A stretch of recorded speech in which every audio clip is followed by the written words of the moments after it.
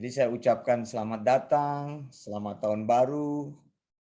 Semoga kita selalu bersemangat dengan sound doctrine ya, apapun yang terjadi.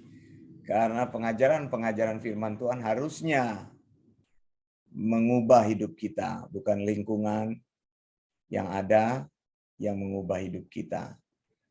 Nah, saudara yang dikasihi Tuhan, malam ini saya ingin bertanya sebelum kita membahas lebih lanjut.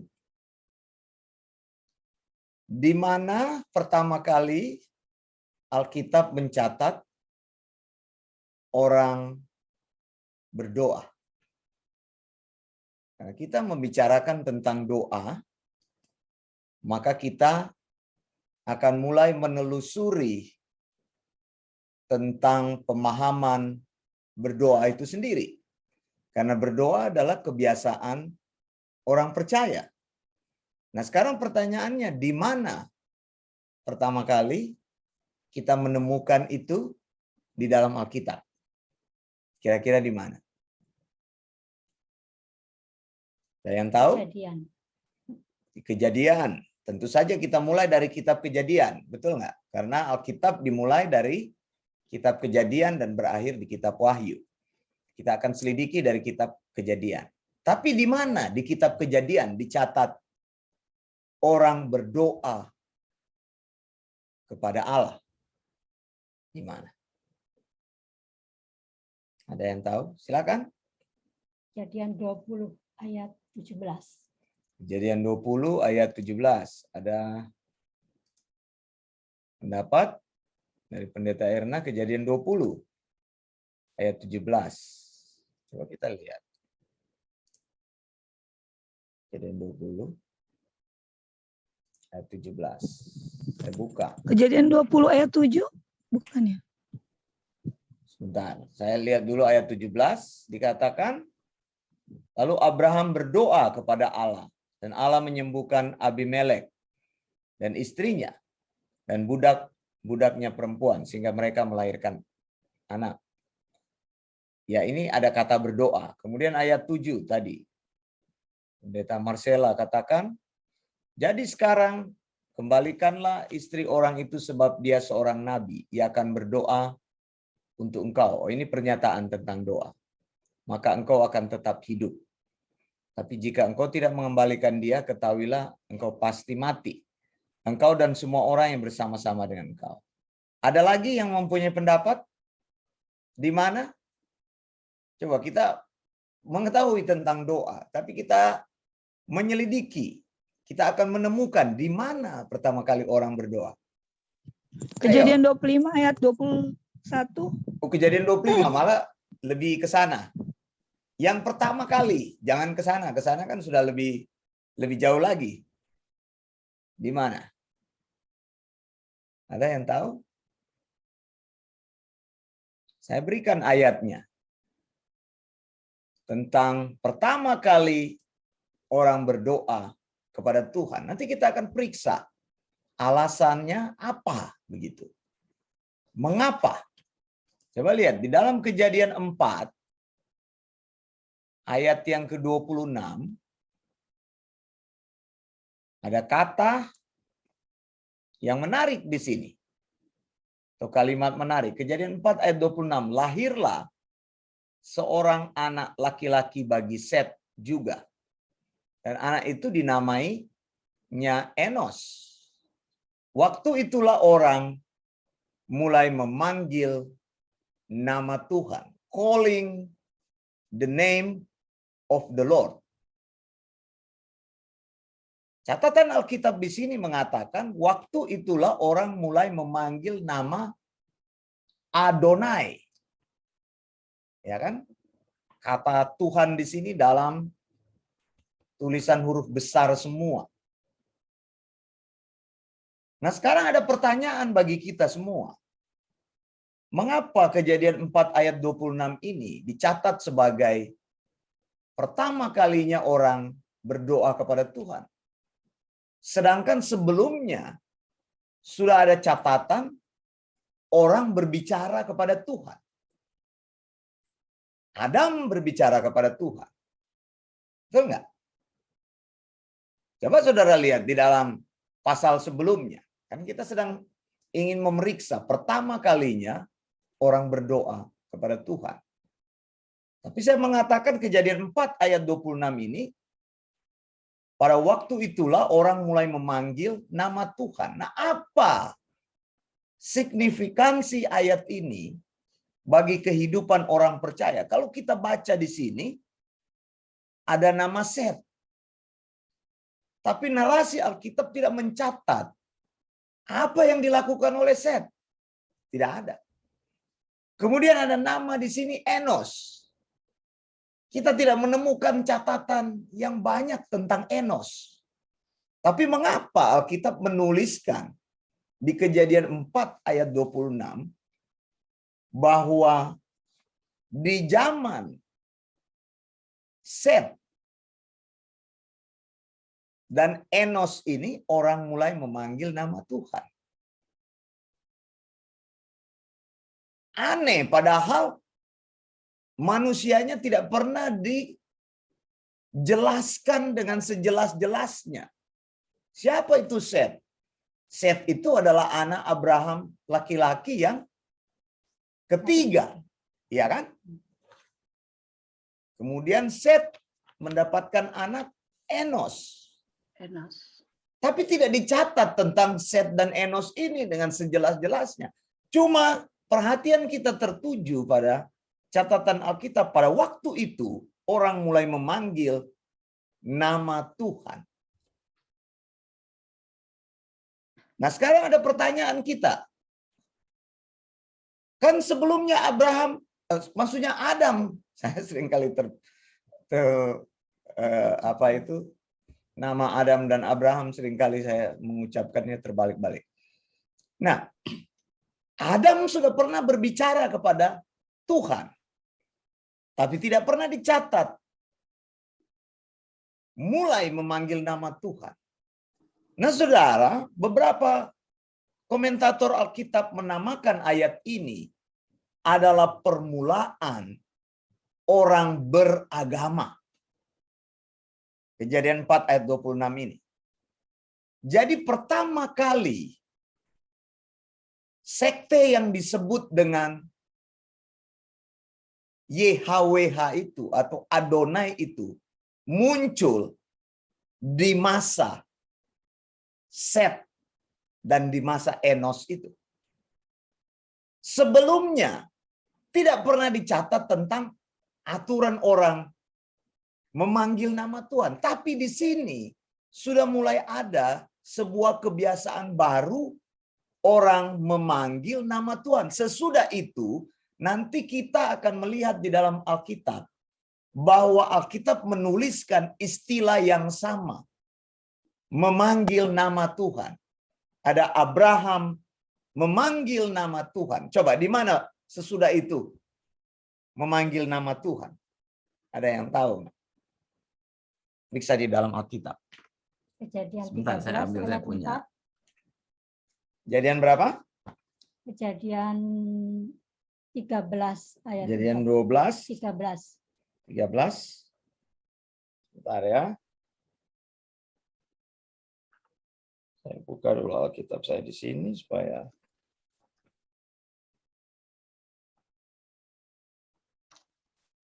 Kejadian 12 ayat 8 dulu. Nah, dikatakan kemudian di bagian yang berikutnya adalah Kejadian berapa? 12. Kejadian 12 ayat 8. Ini catatan-catatan yang harus kita ikuti dengan teliti di dalam Alkitab. Dikatakan Kejadian 12.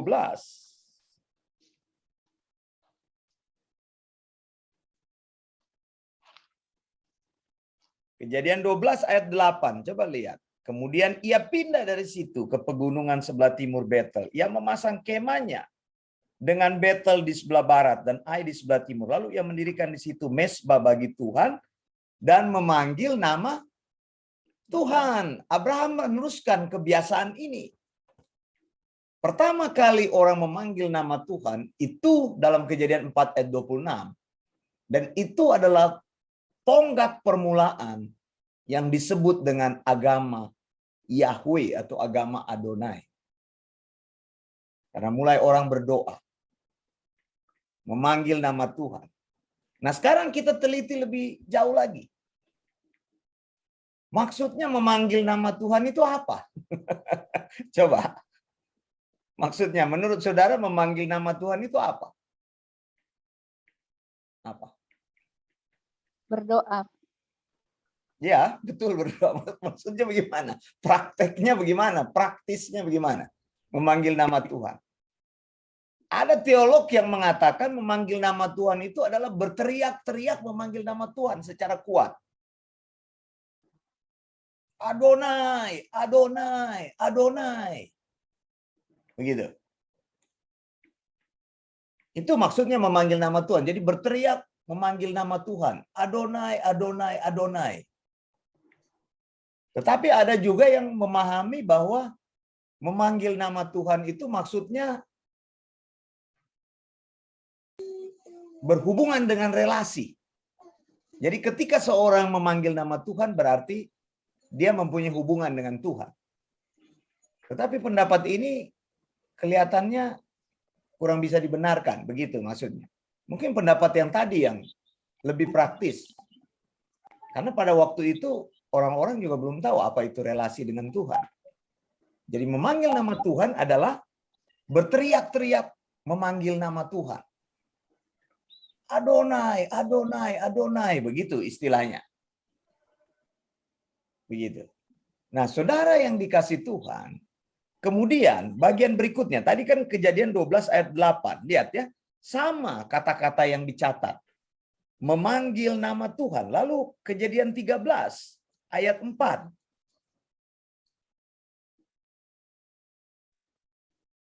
Ke tempat mesbah yang dibuatnya dahulu di sana, disitulah Abram memanggil nama Tuhan. Nah, lagi di sini ada pernyataan memanggil nama Tuhan. Nah, sekarang saya ingin masuk di dalam persoalan Kejadian 4 ayat 26. Apa sih maksudnya? Kenapa memanggil nama Tuhan dihubungkan dengan Set dan Enos yang di dalam Alkitab sendiri, Set dan Enos itu tidak pernah dicatat. Narasi Alkitab membahas hal yang paling banyak tentang kehidupan siapa?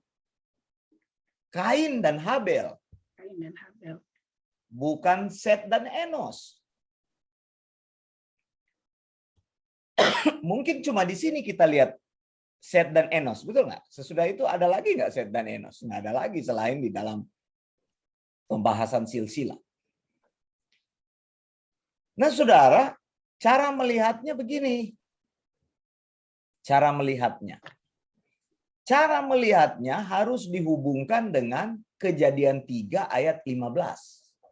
Coba kita mulai memeriksa ini dengan teliti. Ini ayat yang populer kan? Kejadian 3 ayat 15. Coba lihat di sini. Kejadian 3 ayat 15. Ini bisa akan kita selidiki lebih dalam lagi.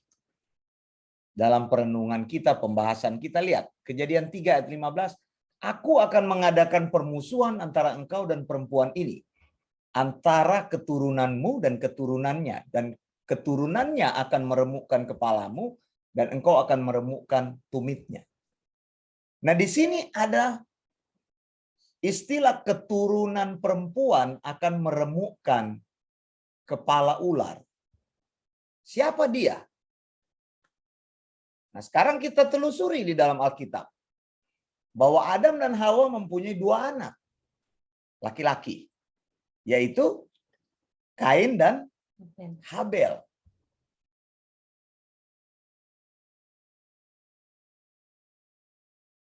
Orang bertanya-tanya, siapa di antara kedua anak ini yang akan meremukkan kepala ular? Ketika kita membaca narasi ini tentu timbul dalam pikiran kita, siapa sih keturunan Adam yang akan meremukkan kepala ular? Apakah itu Kain atau apakah itu Habel? Kejadian 3 ayat 15. Kalau kita lihat di dalam perjalanan waktu, kelihatan yang lebih saleh adalah Habel. Habel. Oh, ini ada pertanyaan Bu Nona. Kemarin saya ada baca tapi saya lewatkan untuk menjawabnya. Sekalian aja saya jawab di sini ya. Bu Nona ada bertanya, bagaimana diulangi Bu Nona? Diulangi di sini aja supaya supaya bisa dijawab sekalian. Mengapa persembahan Kain tidak diindahkan oleh Allah, sementara persembahan Habel diindahkan oleh Allah? Padahal dua-duanya memberikan persembahan Memberikan yang benar. persembahan yang terbaik, ya, Ya. yang baik. Persoalannya memang bukan masalah persembahan. Karena ayat ini, nah ini ada hubungan, jadi saya akan bahas aja. Ayat ini banyak dibahas, karena Habel memberikan yang lebih terbaik daripada Kain. Ini sebenarnya bukan bicara mengenai nilai persembahan. Tapi ingat baik-baik. Nah ini ada hubungan dengan beberapa tulisan saya juga.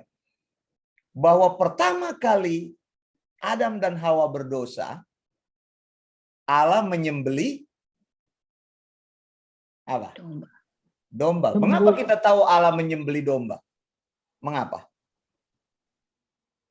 Mengapa kita tahu? Karena ada kulit binatang yang dipakai sebagai pakaian Adam dan Adam Hawa. dan Hawa untuk menutupi ketelanjangan mereka. Ketelanjangan.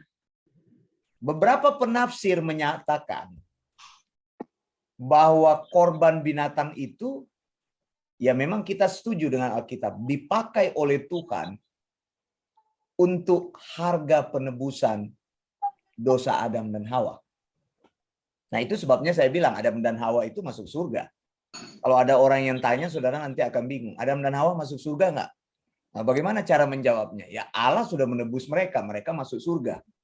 Tapi persoalannya untuk diselamatkan itu kan tidak bisa. Kalau Tuhan menyelamatkan Ibu Christine, lalu seisi rumahnya Bu Christine diselamatkan, nggak bisa. Karena banyak orang bilang kan, satu orang bertobat, semuanya diselamatkan. Jadi orang Pantekosta paling senang dengan ayat itu. Paling senang dengan ayat itu. Mereka akan terus klaim, ya Tuhan, kalau satu orang bertobat, maka seisi rumah kami akan diselamatkan. Ya nggak bisa begitu. Begitu. Belum tentu Bu Christine diselamatkan, terus anak-anaknya diselamatkan. Begitu. Ya tapi saya tidak bilang juga anak-anaknya Bu Christine mereka reprobate, bukan juga begitu. Kita kan nggak tahu orang yang maksudnya diselamatkan itu, kita nggak tahu dari mana, yang mengalami pilihan kita nggak tahu dari mana. Begitu kan? Betul nggak? Betul nggak? Kita nggak tahu kan? Nah jadi Adam dan Hawa itu ditebus Tuhan. Nah makanya keselamatan berhubungan dengan masalah penebusan. Ingat baik-baik kata tebusan. Tebusan itu dalam bahasa Inggris adalah redeem. Makanya juru selamat disebut dengan redeemer.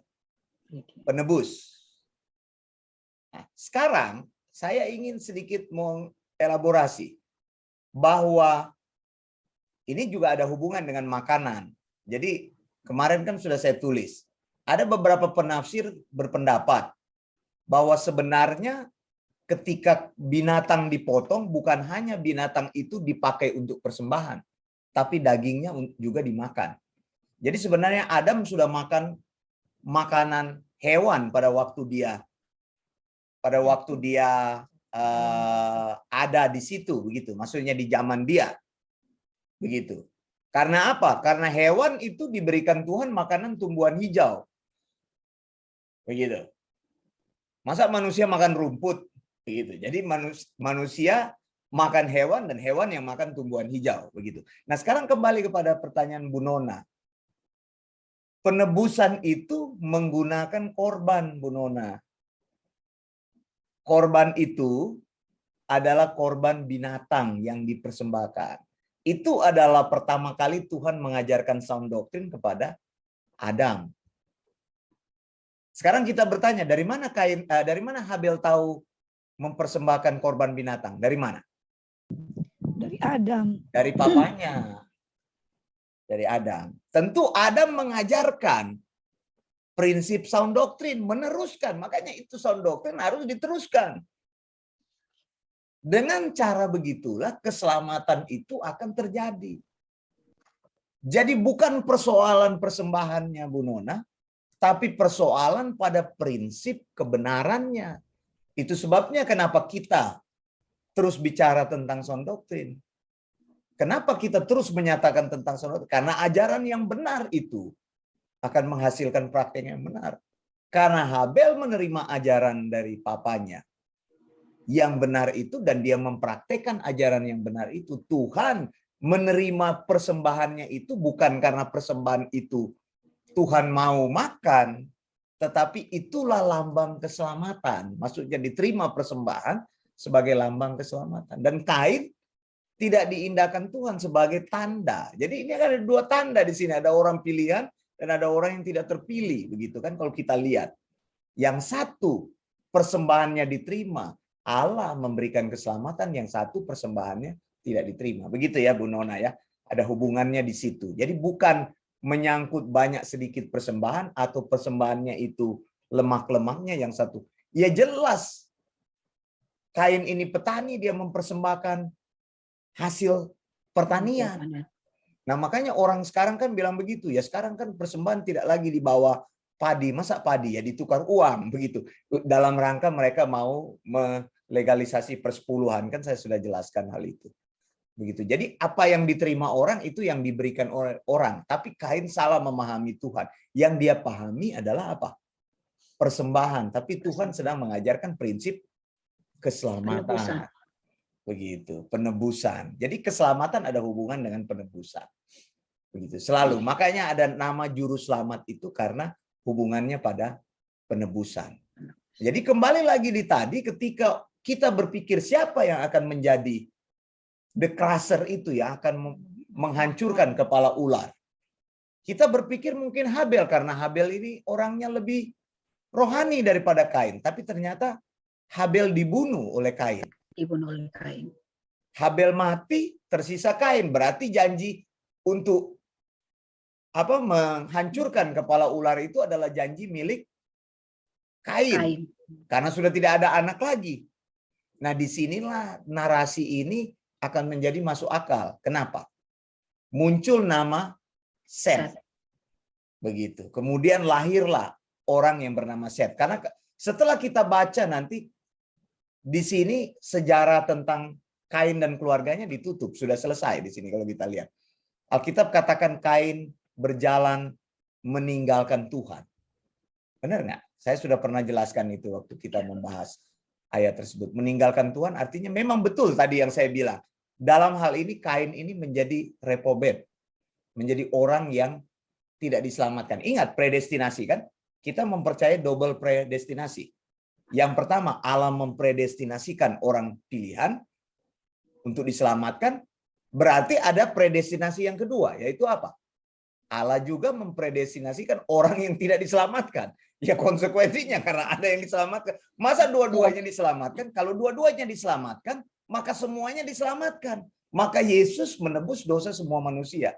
Tapi kita melihat dalam sejarah bahwa keselamatan itu hanya terjadi kepada orang-orang pilihan. Yesus tidak mati kepada semua orang, hanya mati untuk orang pilihan. Maka ada predestinasi berikut, yaitu orang-orang yang tidak diselamatkan.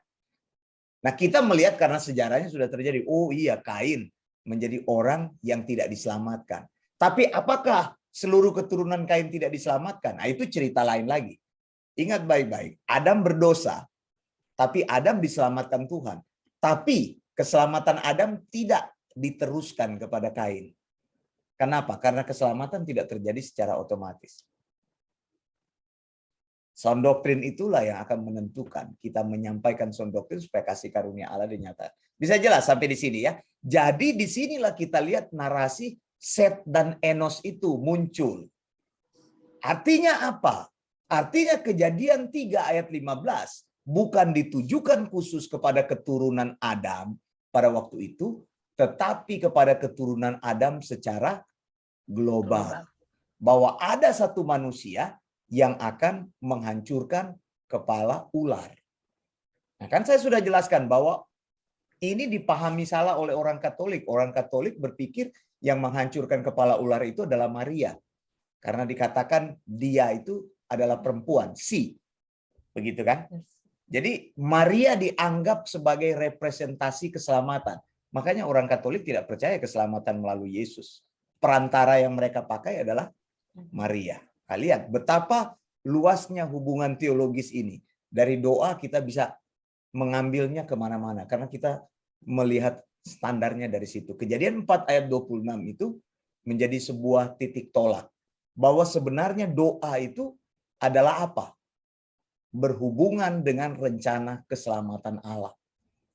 Begitu. Ketika orang mulai memanggil nama Tuhan bukan hanya sebagai sebuah hubungan, bukan hanya relasi. Tadi saya sudah katakan, tidak sebuah relasi, tetapi menyatakan rencana keselamatan Tuhan. Jadi ketika kita berdoa, kita sedang mengaktualisasi. Tadi kan ada pendapat dari seorang teolog bahwa itulah pertama kali agama Yahweh dimulai.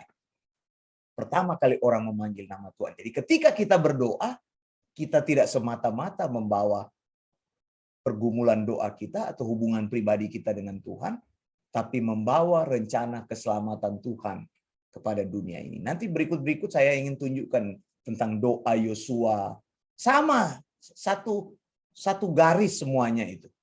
Doa di dalam Pentateuk, doa nabi-nabi, doa Yosua, begitu. Nanti saya akan tunjukkan. Tapi persoalannya sekarang memanggil nama Tuhan itu. Apa arti memanggil nama Tuhan itu? Artinya menyatakan rencana keselamatan Tuhan.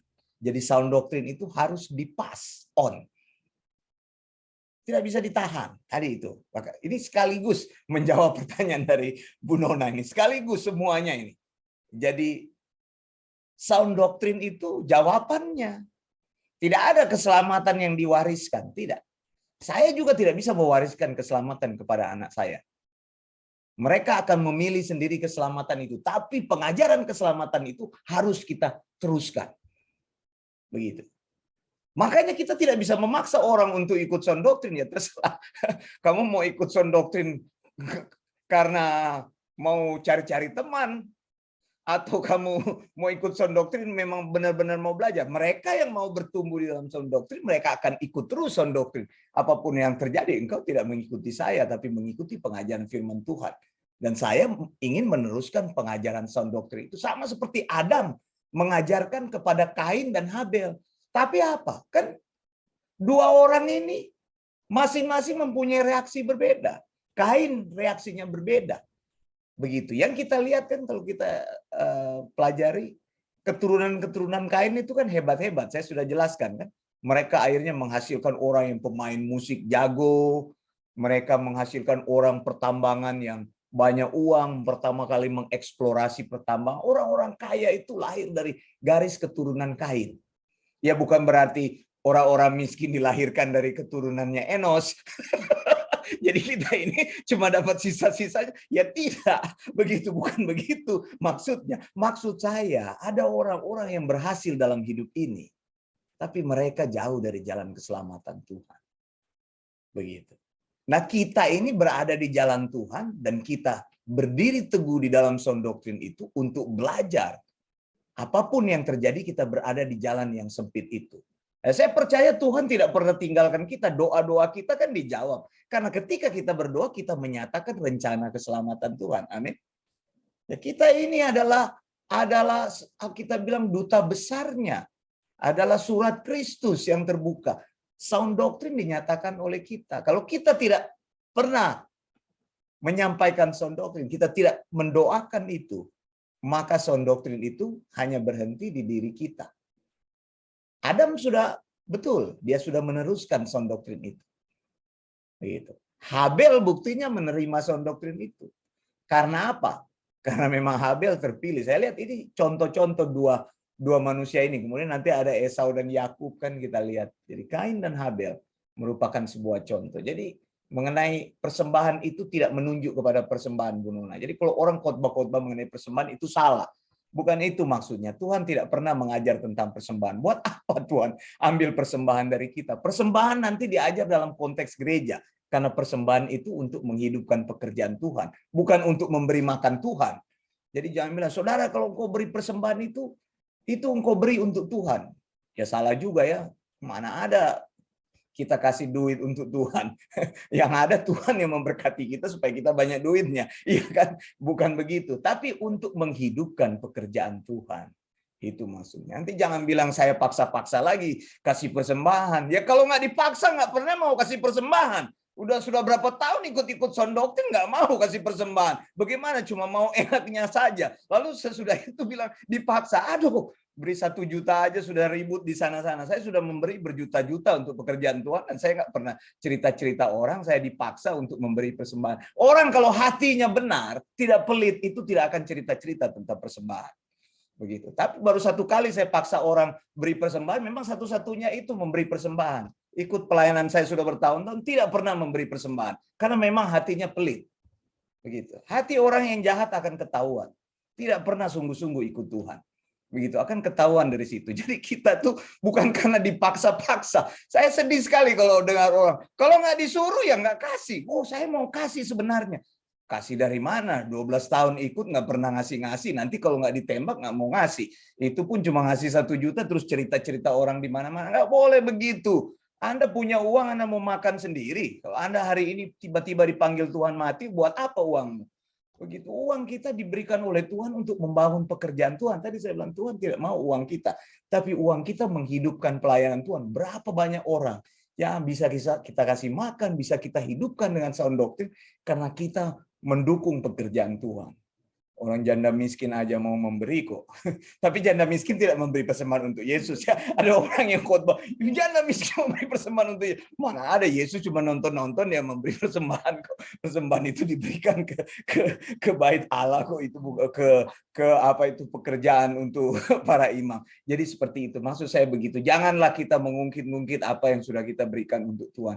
Masih sedikit yang kita berikan. Justru kita harus berdoa supaya rencana keselamatan terjadi. Amin, saudara ya. Ini saya mau beritahu ini supaya kita itu ada di jalan Tuhan dengan benar lah ya. Kalau nggak mau di jalan Tuhan yang benar ya nggak apa-apa berpisah dari sound doktrin. Saya tidak kecewa. Banyak sekali orang yang mau masuk ke sound doktrin. Silakan gitu. Karena kita mengajarkan kebenaran. Kita tidak pernah memaksa-maksa orang untuk ikut jalan Tuhan. Tapi kalau kasih karunia Tuhan bekerja dalam hidupnya, maka seperti Lydia, dia bilang, Paulus, datang ke rumahku, tinggal di rumahku, jadikan rumahku sebagai rumah untuk pekerjaan Tuhan. Apakah kita bisa berkata seperti itu? Begitu? Ya, ingat Lydia. Ya, apa yang kita miliki kita beri untuk Tuhan karena memang Tuhan sudah menyelamatkan hidup kita. Kenapa harus tanggung-tanggung? Semuanya untuk Tuhan. Maksudnya bukannya semua kita, tapi kita ini mempunyai hati yang baru. Kalau sound doktrin menyentuh hidup kita. Tapi kalau hanya poles-poles sound doktrin harga mati kelihatan ujungnya itu akan berbeda. Begitu ya. Amin. Saya serahkan kepada Pak Peter, kita akan mulai dalam doa kita.